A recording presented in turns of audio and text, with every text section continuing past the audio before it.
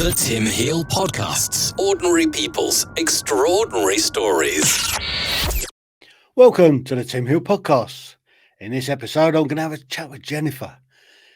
Jennifer's going to tell us all about her life. She's going to tell us where and when she was born. She's going to describe what it was like where she grew up, the school she went to, and the education that she received. So, Jennifer, you're in the room. Well, I thank you so much, Tim. I'm so honored to be a part of your show today. No, it's my honor. It's my Oh, pleasure to have you. Thank you. Thank you. This is so much fun. I love everything that you're doing on your podcast. I think it's very creative and so unlike any other show that's out there right now. Well, I'll try to be different, you know? Yes. Well, you're doing a fabulous job at it. Right then, before we get distracted, when and where were you born? I was Not born. exactly. You can hold back on the date. Oh yeah, I can't give out because you're a everything. lady. We don't really don't like to ask ladies how old they are because we Oh, like that. you're such a gentleman. So I I was know. born in Baltimore, Maryland, and I will say in the month of May. And I have a birthday coming up in 2 weeks. I'm so excited. Oh, I know. Yes. And where I was 21 again. born, I know I'm super excited. And so where I was born, actually, a lot of our family was born.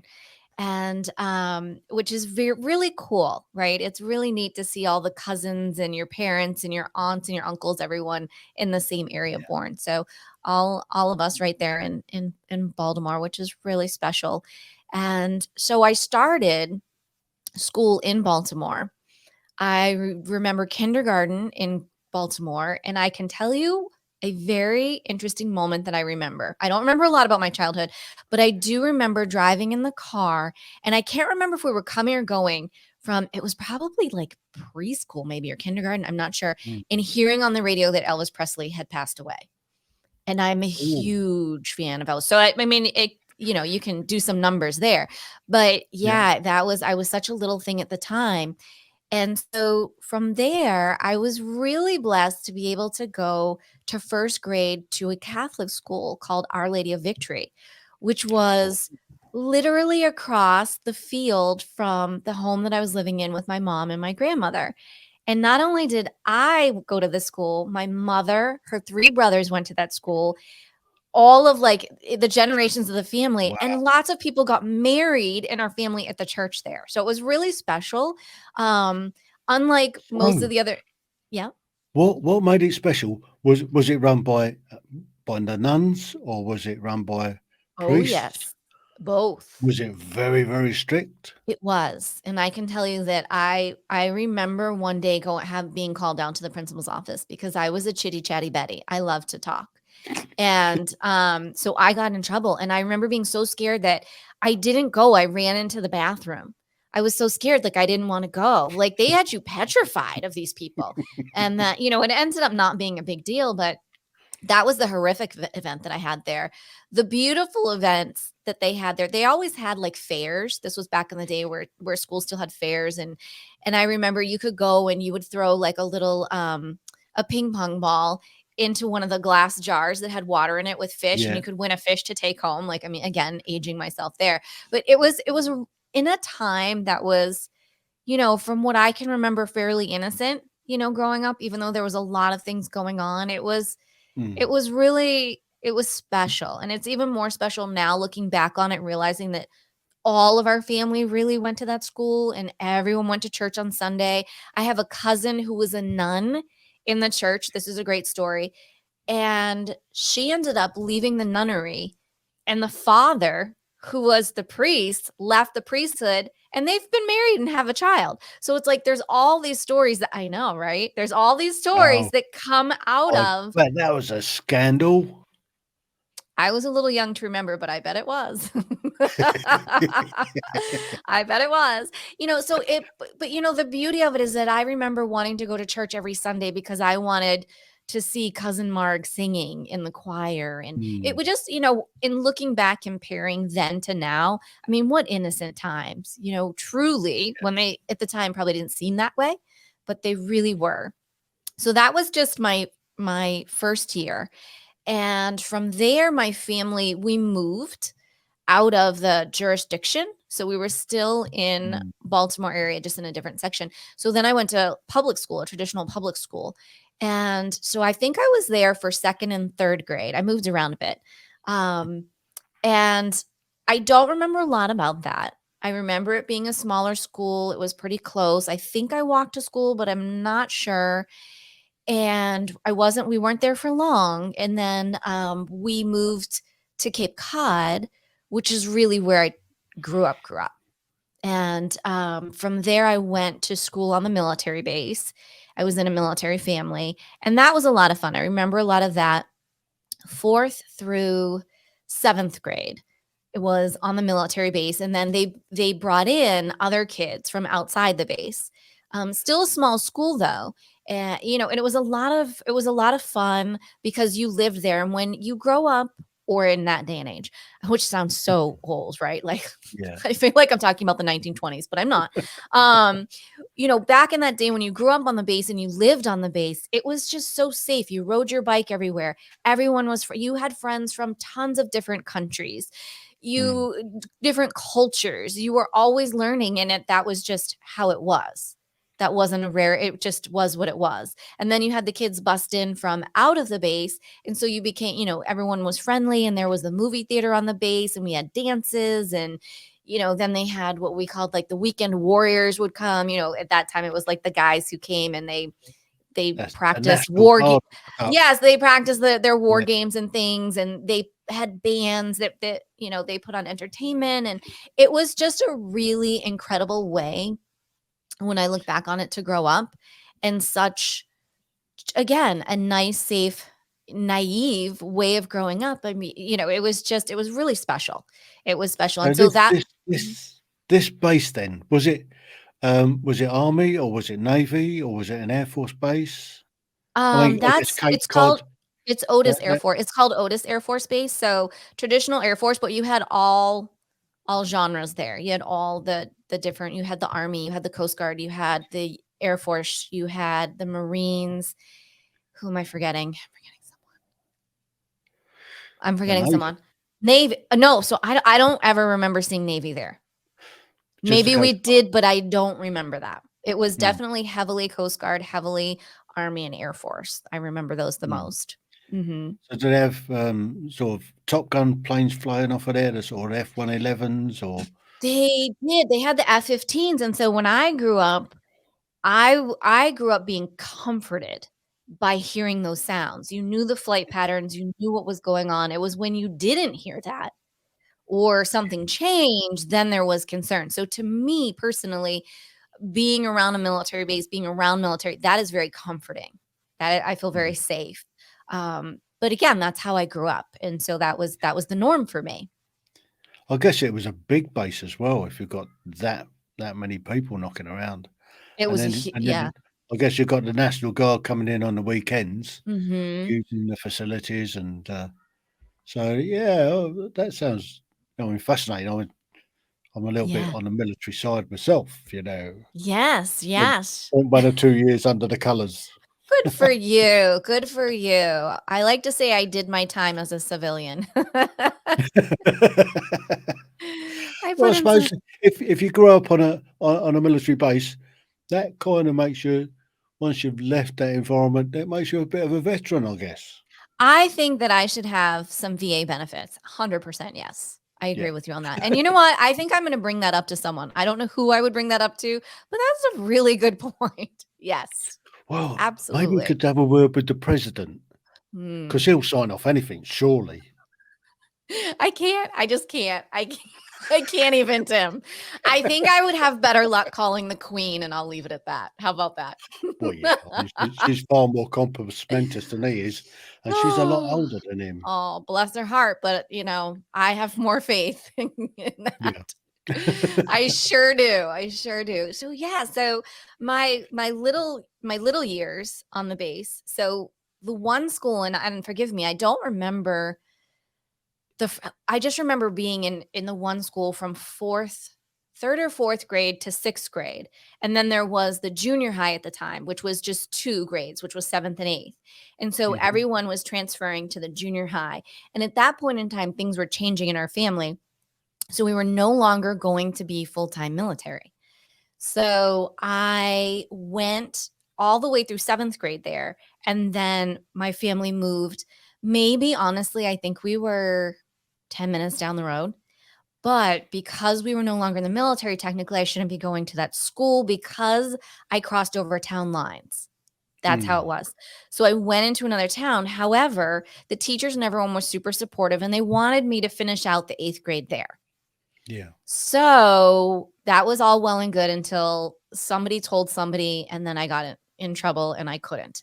So I started 8th grade there and then had to transfer into another town with people that I didn't know into 8th grade, which was in that town too. It was only 7th and 8th graders together. And then you choose your high schools depending on where you're going.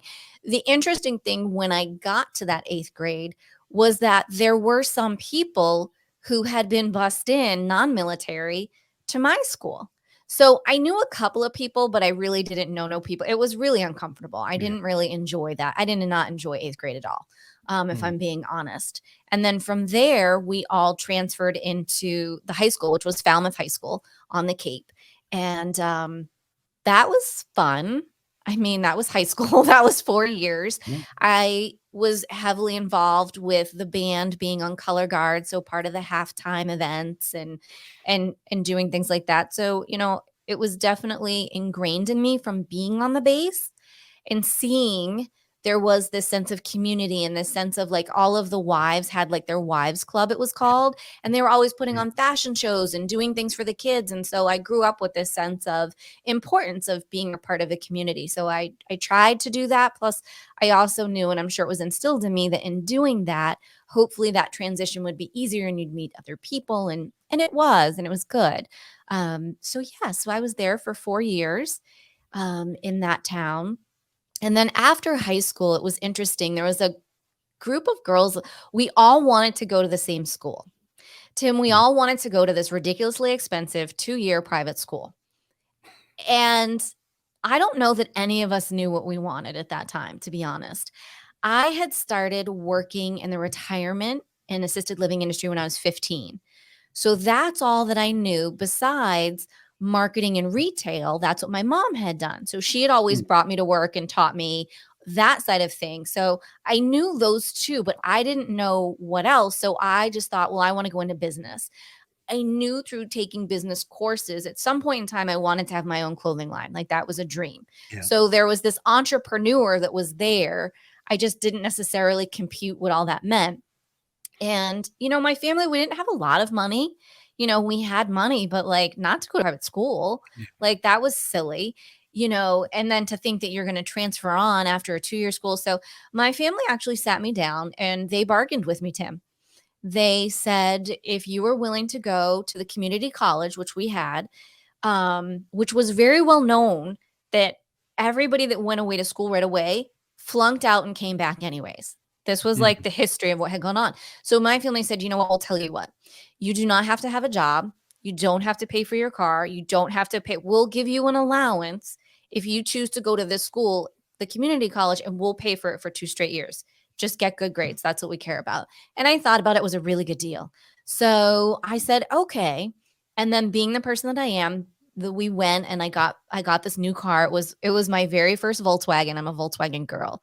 It was a Volkswagen Fox. I changed up the rules though. I continued working. I paid for my own car. So I had my own money. They did take care of the schooling and they took care of the books. I loved school so much, Tim. I went year round. So that by the time I was done with community college, I had so many credits going forward that I ended up with 2 bachelor's degrees, not even a major and a minor, because I love school so much. So while I was at community college, what happens on Cape Cod, which is in Massachusetts, for those that aren't familiar, it's a little island. I love it. It's just beautiful. We're very blessed that a lot of well-known college professors, when they wanted to retire or not work as much, would go to the Cape.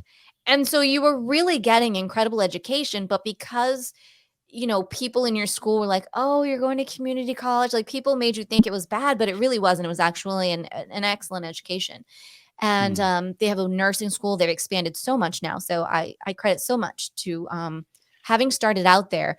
And I will say, Tim, that the first year that I was there, half the people that I went to high school with showed up.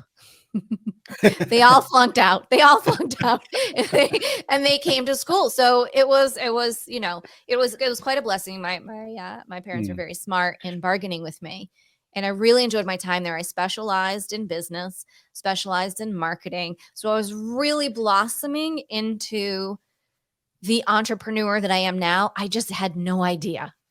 That's what you wanted to do. So what were your two majors then? So it was business and marketing. Or excuse me, that's not true. It was business and retail management, actually, because that goes back to what I had known. So I knew business. I was still in the retirement industry. And then I knew the retail and marketing from going to work with my mom.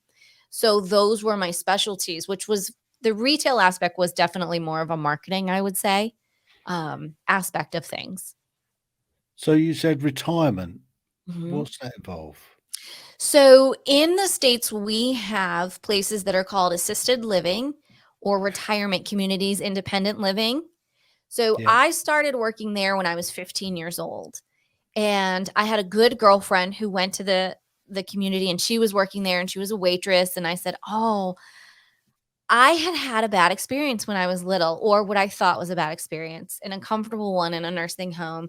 And I was scared. I was scared of older people. And so I wanted nothing to do with this. And I went and I talked to her boss one day, and I did not want a job. I wasn't there for a job. And so we started talking, and I told him about the experience that I had. And he said, "You're hired." And I said, "I don't want a job." And he said, "Oh no, you're hired. Like, I want you here." And it was the best job ever. I loved it so much. I am such a resident advocate to this day. I credit so much of what I learned through business and healthcare and knowing what to do in the insurance environment, knowing how to help seniors, knowing how to be an advocate of your own healthcare. There was so much that came out of my time I started as a waitress in the dining room there and progressed myself up. One of the executives there really believed in me and became quite the mentor to me. And fast forwarding a little bit. So I went to 2 years of community college, and then I transferred on to a university in Bristol, Rhode Island, called Roger Williams University. And there I also continued on my business, continued on my marketing, and also went to school year round because I loved it so much. That's how I ended up with so many degrees. I just loved school. It was a very smaller school. I wanted to go. So my things with this is how I picked a school. I wanted it to be smaller, and I wanted it to be south. So I grew up in Baltimore. I claimed that I was a Southern Belle because that state is below the Mason-Dixon line. To this day, I still say I'm a Southern Belle. I didn't want to go north. I didn't want to go cold, which is actually the exact opposite of how I am now. So Rhode Island it was. On the water, beautiful, similar energies to how I grew up on Cape Cod. It was lovely. Had an incredible, great experience, wonderful teachers, made wonderful friends that I'm still very close with now. And so with that, in my studies and my fun, and very involved in that school as well, something called Stage Crew. So we always set up all the concerts and the events, and very involved. I was an RA. So I was like the little security person that went around to the buildings at night, because if you became, here's the only reason I did it. If you became an RA when I transferred in, which is a resident assistant, they had apartment buildings. That's what you lived in. Well, if you were the RA, you got your own apartment. And when I first went there, they tried to put me in a room with 4 girls. In one room, in a 2-bedroom apartment, there was another, I don't know how many other girls. I was an only child. Now, this was a lot for me. I was like, whoa, I maybe 2 girls, but this was a lot of people in a small space for me. So totally became an RA. It actually helps you through your tuition because they help you with food and pay for that, and you get your own apartment. So, hey, that was awesome. So let's have a look at this school year thing, because most sort of schools they have they start the school year, and then they have a half term, and then they come to Christmas, and they have 2 or 3 weeks off at Christmas. Then they start the year, and then they have a half term, and then they get to Easter, and they have another 2 or 3 weeks off. And then halfway through the sort of summer term, they have another week off for half term, and then they have about 8-9 weeks off for the summer. How are you able to go year round without taking all that amount of time off?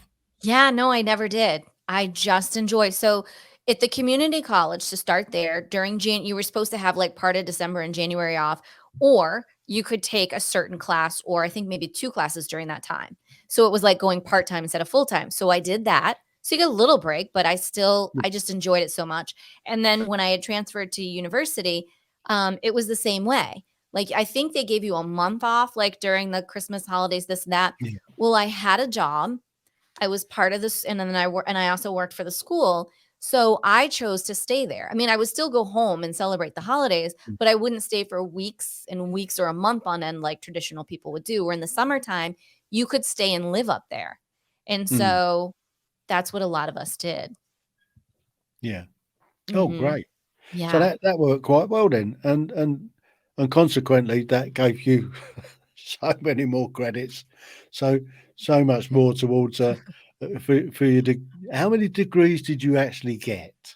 Let's So have a look at that. okay, so technically I have a community college degree, and then I have, because of those credits that rolled into, instead of having a major and a minor, I had enough credits for 2 bachelor degrees. So Mhm. so I've got a few on top of a Yeah. few other things that we haven't gotten to yet. So But we're working our way through it. we're working our way through it. So yeah, so after the school, when I graduated, um, I didn't know what I was gonna do, because here I had, at that point in time, I wasn't working in the retirement industry anymore for those 2 Mhm. years. I was just up at school Yeah. and doing just odd jobs that kids do in college. And so I remember coming home, and I went back to my mentor in the retirement industry, and we had a conversation one day, and she said, "I'll tell you what, there's a new building being built. I'm going to be the executive director." And her words exactly, quote unquote, "I'd like you to go get just a ridiculous job for the summer, whether it be a waitress, do whatever, do something fun. Come back to me in September and you're hired. You have a job." Awesome. Awesome. I was gonna be her assistant. So I was like, "Okay, great." At the time, I was dating someone in college, and he was moving very far away, like cross country. And so he had gotten out there, and he was pretty homesick, and long story short, I went out to Colorado for almost 2 whole Mm. months, and I lived out there in a summer down in Durango, which was an incredible experience. So that was fun. And then when I came back, I knew I had this job. And I knew it was with someone that I had been with since I was 15 years old. So it was very safe. It was very like, okay, Yeah. great. What are we going to do? What a And result. it was incredible, because we were building the building. I thought it was going to be done, but we were part of Mm. the actual building of the building, the designing of it, the Oh, pre-rentals, all of this, all of the marketing. So she was so amazing, such an extraordinary mentor. She would just give you free reign. So I learned everything from her, just every aspect of the business.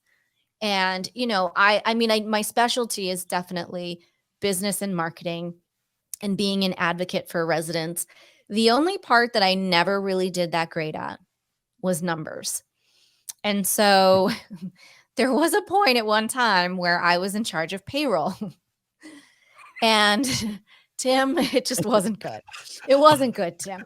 So I can kind of see where this is going. even though the system itself like sort of almost did everything, like it's sort of like trying to draw a straight line with the ruler. I have a little trouble with that too. Mm. So, numbers weren't my thing. And so I struggled with that.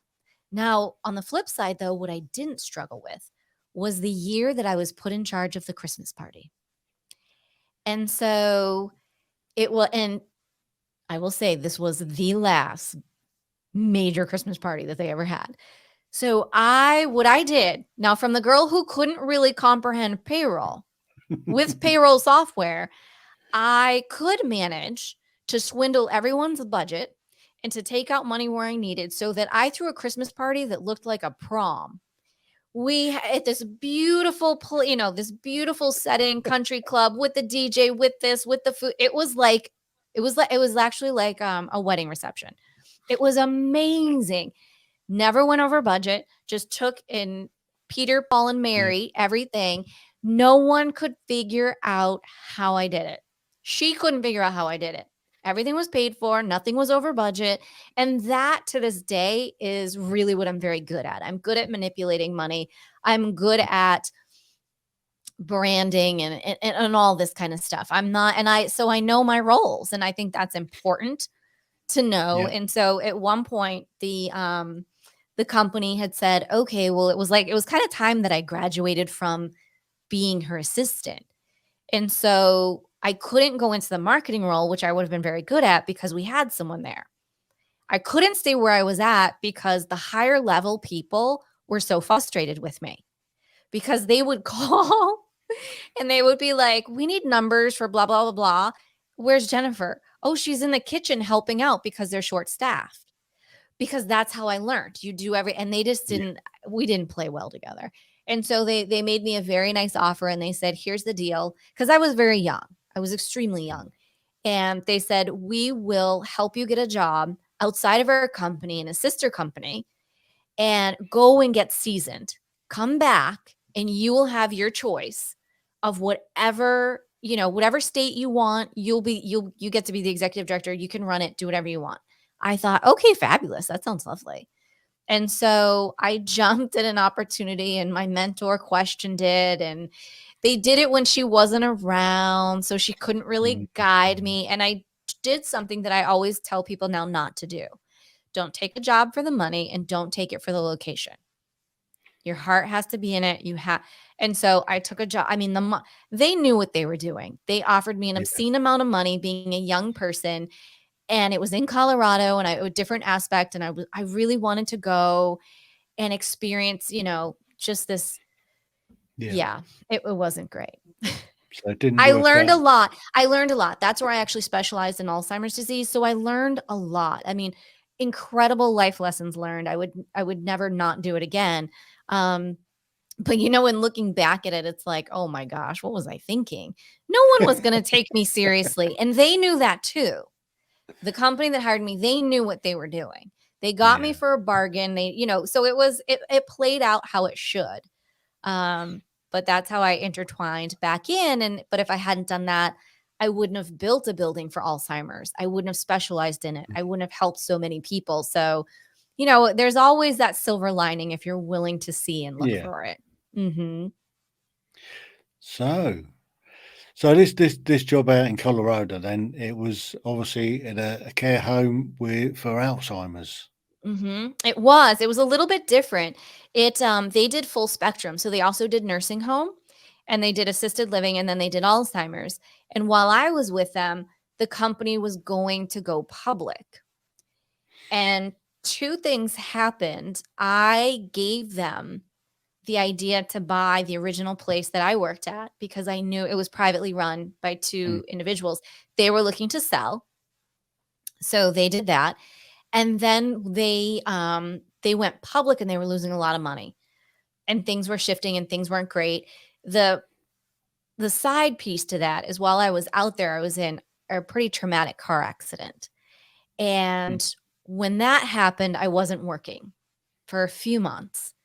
And then when I came back, it was part-time, and people still didn't recognize the troubles that I was having because I was surrounded by Alzheimer's. So no one realized that I wasn't all there. And when this situation happened, right, that's what I'm saying. I was a little, I had a concussion. I had some stuff going on. And so no one really, recognized it no one recognized that I was a little hot mess because I was, I was just in the mix. And but I made a very adult decision, again, being in my young 20s at that point in time. I knew that there were some layoffs that needed to come up. And I remember going to the regional person and I said, okay, I'm going to offer myself. Like, if you've got to lay somebody off, lay me off. And then I would say it was like a week later, Tim, and I come strolling into work and he's there and he's like, hey, you want to have lunch today? I'm like, oh my God, that'd be lovely. And then the next thing I know, I see the HR lady coming and I was like, what's this all about? And you would have thought you would have thought I didn't even know what was happening. And so we go to lunch and of course they're like, well, it's been lovely and blah, blah, blah. You're laid off. And I was like, what do you mean I'm laid off? Tim, I was just like, oh my, you would have thought it came in left field, and here I made this adult decision. And so I was like, oh my gosh, and I was just horrified. And so, yeah, it was. And that, through all of that, through the car accident, through working there, through that layoff, really pushed me into a true entrepreneur world at that point in time. Because all I had known was the corporate world. All I wanted to do was climb the corporate ladder. I was going to have X amount of dollars, buy a house I had, I had all those ducks lined up and God said, I don't think so. We need to change this up a bit. And so definitely did. And I started doing interesting small jobs. I became a wedding coordinator, which not very many people know about, at an incredible restaurant in Boulder, Colorado, which was an amazing experience. I worked at an Italian restaurant as the hostess because, again, let's be clear, I'm not. Whoa. So you was a wedding planner? Mm-hmm. Yes. Did you get into wedding singers and all that? I did everything. I did everything Yeah. from the food to help them with their dresses, to help them who stands where. I did absolutely everything. And I wish I could remember the name of the restaurant. It's based off of, I want to say, Switzerland. I mean, you would have thought you were somewhere in Europe. If it's still there, it's an incredible, beautiful restaurant. It was family owned. It was stunning because it looked like something right out of like Switzerland. Like, I mean, just gorgeous. Or Holland, or it was beautiful. And they had all of that traditional fare with food, and the grounds were beautiful. And so they gave me free reign. They said, we just need help. So I helped, and this is my specialty. I go in, I rebrand, I help raise the revenue. They allowed me to decorate for the holidays. It was like Hallmark on just craziness. And it was just so much fun. But being a wedding coordinator was a blast. I loved it. Again, I learned so much. I cried every weekend. I was very vested in every couple. It was a lot. I learned a lot what to do, what not to do. It was an incredible. That was really fun. I really enjoyed that. So how long were you at that game for? Maybe about 2 years. I was only in Boulder for, that's not true. Yeah, maybe about 2 years. Because I think in total I was only in Boulder for about 3 years, which seemed a lot longer than that. So I had that job. I worked at a little Italian restaurant that all my friends worked at, and I was the hostess and took care of just Italian wine. So it was very easy. I didn't have to think too much. So I learned about a nice Chianti.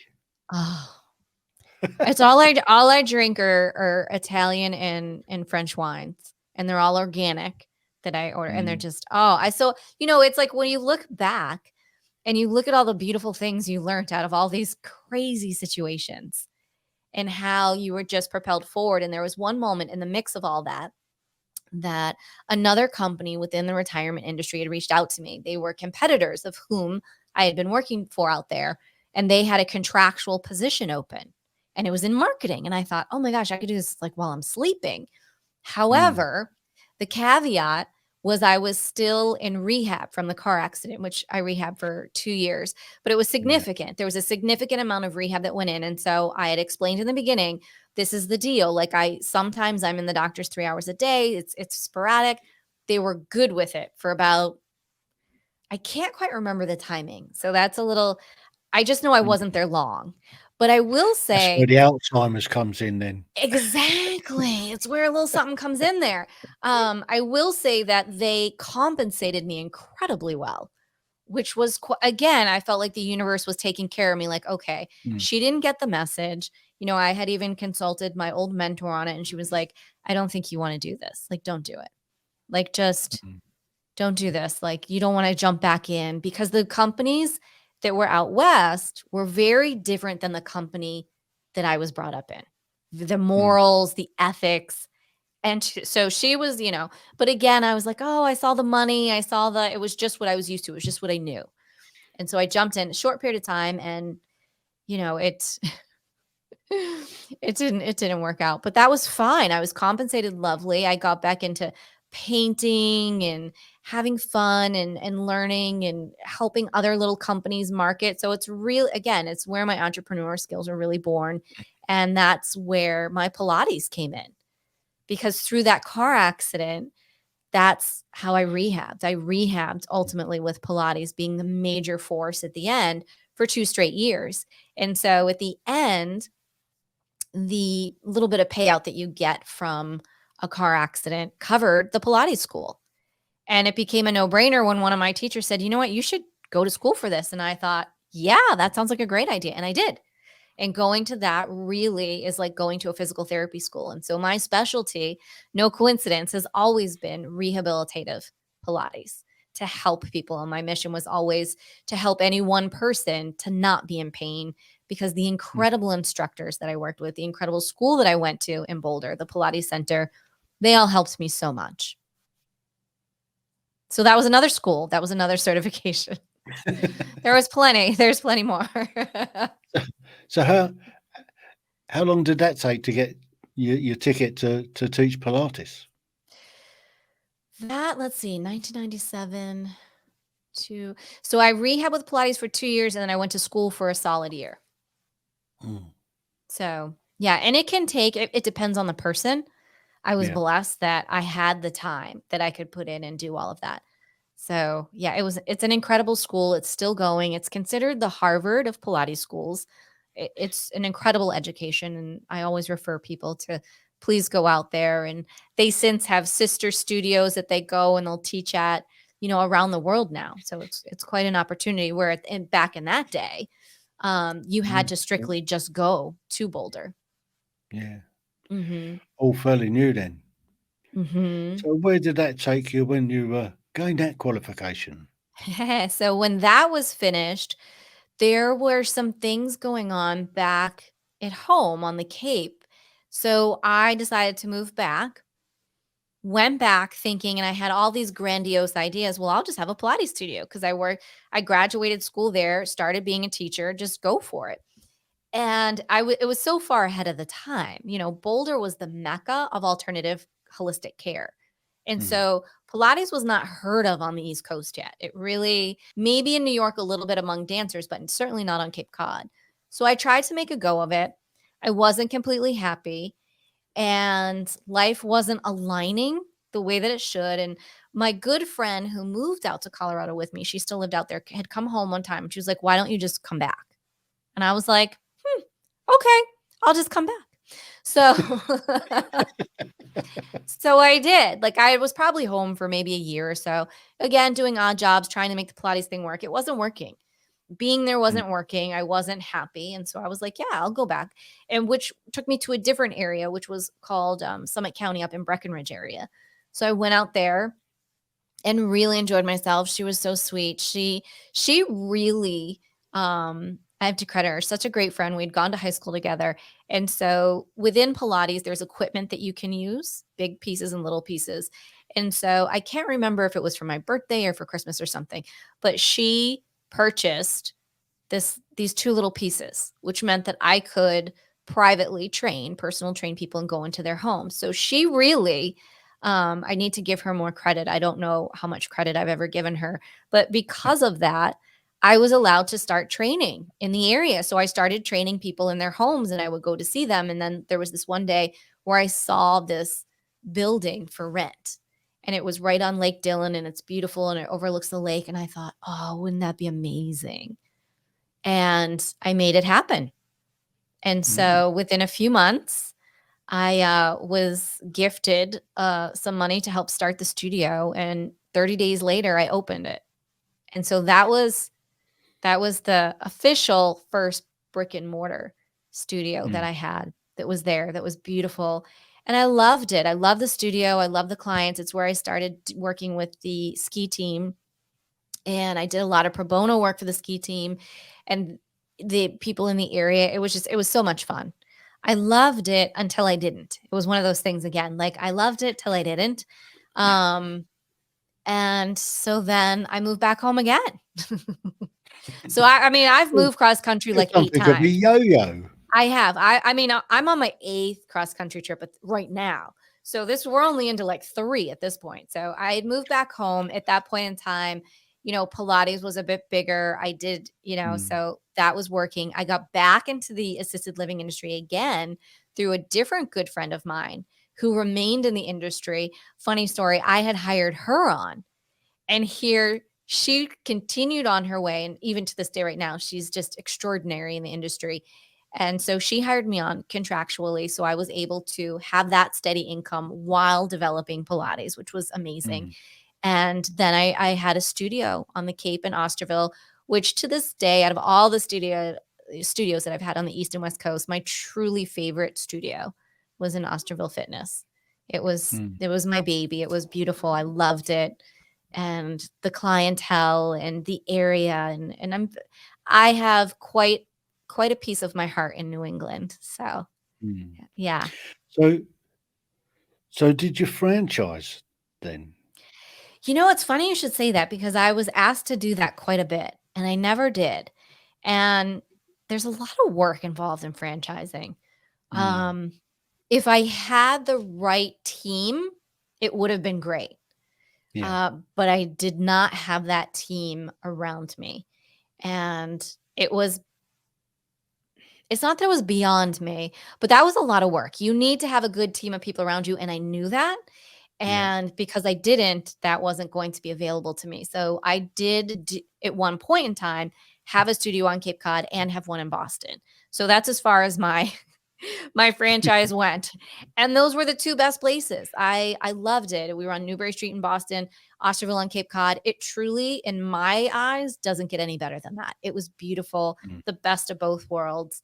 And I really enjoyed those studios when I had them. They were fun. Yeah, they were really nice. So what did you do with the studios? Did you sell them on or just close them down? The one in Boston actually closed down. Where I was renting the space, they closed. So I got closed because they closed. The one on the Cape, that's when I decided to make another cross-country move. And I was moving to Arizona at the time. I decided to let that go. So that studio just closed. It's very difficult to keep things on and trust people. And I attempted to do it. I attempted to do that and it bit me, which was too bad. It was too bad that happened that way. So I, at that point in time, was one of the first people to ever do something called Skype, which Skype was around long before Zoom. And so I was teaching Pilates virtually. The Wall Street Journal wrote me up. It was like this big deal. And again, I was so far ahead of my time. People were uncomfortable with it. So it lasted for maybe 3 months, 6 months, maybe. It kind of just faded out. And when I went to Arizona, I started at a studio who ironically closed down. The blessing was that I bought the equipment and then made an in-home studio. So that's where all my in-home studios were born, which was great. And really loved doing that. And so I've kept that up from Arizona. I was out there for 9 years. And now I am in sunny Southwest Florida.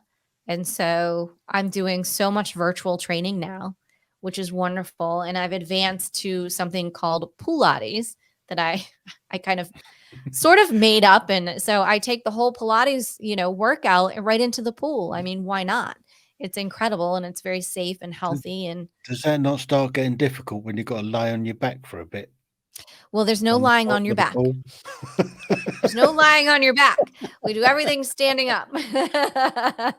So it's worked out, everything always evolves. And, the key is to not kick and scream along the way. And there are moments that I was kicking and screaming because I wasn't going with the flow. And so I was, stagnating certain things. But, it's just really fun and very humorous when I look back over the times and go, oh my gosh, if I had only just gone with the flow, it would have been a little easier versus, swimming upstream. What was I thinking? But, everything serves and everything has its purpose and its time. And it's all been an incredible blessing. And, through the Pilates, my coaching has been born so that I'm able to help people, which is, again, always been my specialty, being a Yeah. coach / consultant, going in and helping people design their businesses and get them straight and help them personally and professionally, designing a life that they're happy with and that they want to live their passion. So, that has been amazing to be able to do that. And then, like you having the podcast, she was born, it'll be a year ago next month, in the middle of the pandemic. What an incredible blessing. Never would have saw that coming. Didn't know anything about podcasting. Didn't really listen to them. And she was born, and it's such an incredible gift and passion that I have now for, like yourself, being able to help and inspire and empower people around the world in such an amazing time when people need that. Yeah, absolutely. And Mhm. so this is a strange old time that we're living in. I mean, coming out of the world has been closed down for 2 years, and so many people have had to reevaluate, redesign, look at different ways of doing things. And Mhm. I guess if we hadn't have gone into the lockdown, I certainly probably wouldn't have been podcasting. No, I wouldn't have either. I wouldn't have no, it wouldn't have come across my plate. Mm. I don't think so. But one of Mhm. the things that has turned it around for me, this beginning of this year, I got onto Podmatch, Yes. and I was doing lots of different platforms. Um, I was doing some in studio recordings, which were challenging at times, and then I was doing some remote stuff. But I tried using Zoom, Riverside, Squadcast, Mhm. and I went on to a show as a guest, and they were using this platform, StreamYard, and it's had actually transformed the way I do my podcasts. Really? How so? Absolutely. Look at the design I've got up there. I think it looks beautiful. It's a way I can change things around on the fly. I mean, as we're talking, I can just change my background to Oh. maybe think to make you feel at home, shall we say? Maybe like that. That Oh, that looks like or Cape Cod. what does that look like, Cape Cod? The Which one? first one did. That one doesn't. The first one There you did. go. Yeah. Oh, that's Well, beautiful. that's actually looking out over from Tresco on the Isles of Scilly, Okay. and it's the anchorage of Old Grimsby, Oh, or is it's it New beautiful. Grimsby? I can never get them right. And it It's looks beautiful. across to St Helens Pool, and we Oh, were that's there. beautiful. Was it last year or the year before? I forget. Mhm. When lockdown gave up, we managed to Mhm. scarper and sail down to the Scillies for a couple of weeks before sailing around the country. But that's a whole different story, Oh. that is. Oh, But here that's I am. beautiful. I mean, Yeah. I'm 2 years into podcasting. I've got 140 odd episodes that I've put up, and That's amazing. I've still got quite a Good few in the for bag. You're you're my number 82. Oh, I'm so honored. I'm so honored. It actually goes down to a 1. That's how special I am. Mm, Mm, absolutely. I love it. You That's have awesome. been a terrific guest. Oh, this has been such a pleasure, Tim. Again, thank you so much. This has just Yeah, been it's been a blast going down memory lane, taking a pause for a moment. Thank you for yeah. this. And I really, really struggled at getting a word in. You asked for a story. I warned you. And I got one, and I think it's a really, really good one. I think, I mean, the way you've gone through your life, and you just bounce back, and you're straight back on your feet, straight back in there, is really special. It And you're is. still doing what you set out to do. Mm-hmm. I am. The mission Good, has good, never good. changed. It's maybe the looks of it have changed a little bit, but the mission is always the same. It's always to serve Well, and to help others. we always have to down, test, and adjust. Mm-hmm. It's what we tell the guys when they go on the ranges: down, test, adjust. That's great. I love that. Get in a comfortable position. Mm-hmm.